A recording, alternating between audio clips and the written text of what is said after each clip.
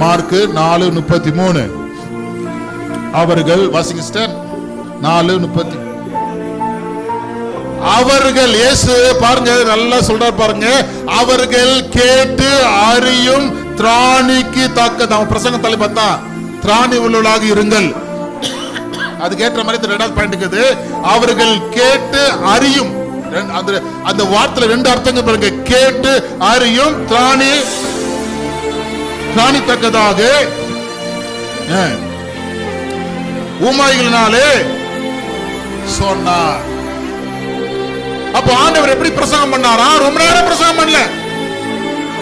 சில இடங்கள்ல 3 நாள் பிரசங்கம் பண்ணிக்காரு. அந்த திராணி அங்க இருந்துச்சு, சாப்பாடு கொடுத்தாரு. ஆனா சில இடங்கள்ல எப்படி பண்ணாரா? ஜனங்களை பார்த்து அவளுக்கு எவ்வளவு கேட்கிற திறமை இருக்குது, வலிமை இருக்கிறது, ஆற்றல் இருக்கிறது.